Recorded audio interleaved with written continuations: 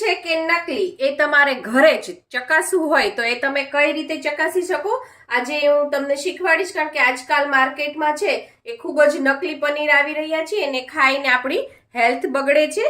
તો મેં અહીંયા પનીર લઈ લીધું છે, આપણે આના ઉપર ટેસ્ટ કરીએ કે આ અસલી છે કે નકલી. એના માટે મેં અહીંયા એક પોળું વાસણ લઈ લીધું છે અને એની અંદર મેં પાણી ભરી દીધું છે અને પાણીને 9 શેકું ગરમ કરવાનું છે. આપણે ચેક કરી લઈએ. હા, તમારી આંગળી અંદર નાખો અને ચેક કરી લેવાનું, દાજવી ન જોઈએ આંગળી. એવું 9 શેકું ગરમ પાણી કરવાનું છે. આપણું પાણી ગરમ થઈ ગયું છે. હવે હું અહીંયા નીચે લઈ લઉં અને તમને દેખાડું. હવે હું અહીંયા પાણીમાં આ પનીર નાખું છું. પનીર આ રીતે આખું નાખું અથવા તો તમે એક ટુકડો નાખીને પણ ચેક કરી શકો છો.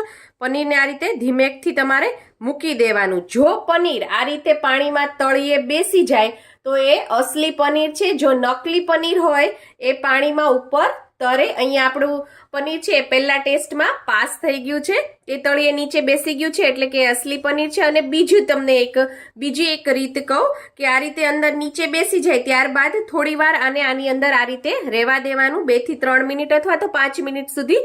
જો અસલી પનીર હશે તો પાણી તમારું ચોખ્ખું ને ચોખ્ખું જ રહેશે અને જો નકલી પનીર હશે તો પાણી છે એ તરત જ ધૂંધળું થઈ જશે. તો આ બે રીતથી તમે ઘરે પનીર ચકાસી શકો છો કે અસલી છે કે નકલી. આપણું પનીર અહીંયા અસલી છે. જો એ નીચે બેસી ગયું છે અને ઘણી બધી વાર થઈ ગઈ તો પણ પાણી છે એ ઉપર ચોખ્ખું ને ચોખ્ખું જ છે.